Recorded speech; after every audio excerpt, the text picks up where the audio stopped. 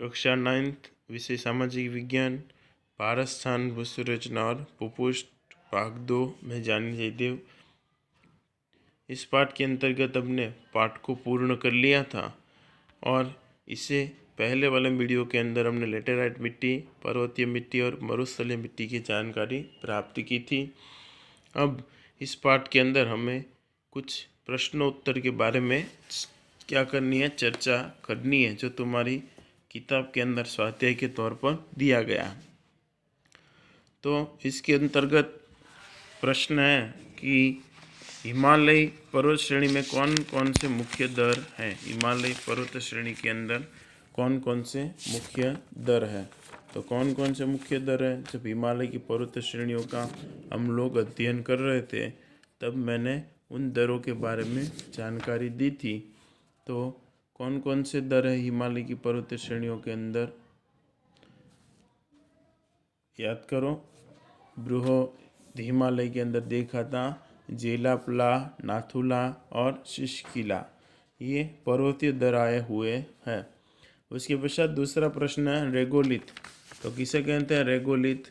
तो रेगोलिथ की परिभाषा भी तुम लोगों को दी थी। मिट्टी निर्माण के समय के अंदर की पृथ्वी आवरण में चट्टानों के छोटे बड़े टुकड़े, कंकड़, रंज आदि होते हैं, जिसे क्या कहते हैं, रेगोलिथ कहते हैं। उसके पश्चात चट्टानों के मुख्य कितने और कौन कौन से प्रकार हैं। चट्टानों के मुख्य कितने प्रकार हैं, 3 प्रकार हैं, आग्नेय चट्टान, परतदार चट्टान और रूपांतरित चट्टान। मिट्टी निर्माण की प्रक्रिया के विषय में बताइए। तो इसके अगले वीडियो के अंतर्गत आपको मिल जाएगा मिट्टी निर्माण की प्रक्रिया की। मिट्टी निर्माण की प्रक्रिया कैसी है, दीर्घकालीन है और इसके अंतर्गत क्या होता है कि जो चट्टानें होती है वो चट्टानें बिखर कर अपने कंकड़ और अंश के स्वरूप के अंदर आती है, उसमें से मिट्टी निर्माण होती है। चट्टानों के अंदर कौन कौन से मुख्य परिबल है जो मिट्टी निर्माण में अपना हिस्सा देते हैं, तापमान, हिम, हवा, वनस्पति और जीव जंतु आदि परिबलों के दौरान मिट्टी का निर्माण होता है। उसके अंतर्गत आवरण में चट्टानों के छोटे बड़े टुकड़े, कंकड़, रंज आदि को क्या कहते हैं, रेगोलिथ कहते हैं। इस तरह मिट्टी निर्माण की प्रक्रिया के बारे में जानकारी प्राप्त की थी। और भारत के अंदर पाई जाने वाली मिट्टियों के मुख्य कितने 6 प्रकार है। उसके अंदर काप की मिट्टी, काली मिट्टी, लाल मिट्टी, लेटेराइट मिट्टी और पर्वतीय मिट्टी। तो ये हो गया मिट्टी निर्माण की प्रक्रिया के बारे में जानकारी। उसके पश्चात निम्नलिखित शब्द संकल्पनाओं को समझाइए। तो ये शब्द संकल्पनाओं को भी जब समझा रहा था तब सबकी परिभाषाएं बताई थी तुम लोगों को, याद हो तो। निक्षेपण किसे कहते हैं, उसके पश्चात बांगर किसे कहते हैं, खनिज किसे कहते हैं। तो इन सब की जानकारी उस समय प्राप्त कर ली थी। निक्षेपण यानी कि परिवर्तनकारी शक्तियों में भूपटल का समतल दल करने वाली एक निरंतर प्रक्रिया है, जिसमें अपने ही स्थान पर चट्टानों की तोड़ जोड़ एवं क्षय की क्रिया को क्या कहते हैं, निक्षेपण कहते हैं। चट्टानों की अपने स्थान पर तोड़ और जो टूटता है, जुड़ते हैं और एवं क्षय होता है कि उनका घटाव होता है, उसे क्या कहते हैं, निक्षेपण कहते हैं। उसके पश्चात बांगर। तो बांगर किसे कहते हैं, तो मैदानों के पुराने काप को क्या कहते हैं, बांगर कहते हैं।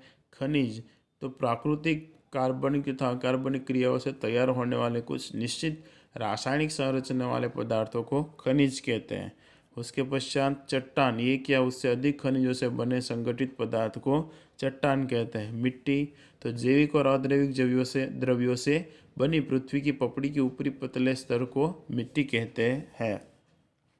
उसके अलावा भूपृष्ठ है, दोआब है, फिर कौन कौन से हैं, पठार है, कायल है, एटोला है, खादर है, मेग्मा। इन सब की परिभाषाओं को भी याद रखना है, एग्जाम के अंदर आ सकते हैं। इसके पश्चात निम्नलिखित प्रश्नों के मुद्देसर उपयोग लिखिए। तो भारत के द्वीप समूह का परिचय दीजिए। तो जो अंडमान निकोबार है उस द्वीप समूह को आपको कितने शब्दों के अंदर, तो 5 मुद्दों के अंदर समझाना है। और उसके अंदर मैंने मुद्दों के हिसाब से आप लोगों को समझाया था। तो अगले वीडियो को रिवीजन मार के इसके अंदर से आप इसको प्राप्त कर सकते हैं, इसकी जानकारी को। भारत की मिट्टी के प्रकार बताते हुए विस्तृत जानकारी दीजिए।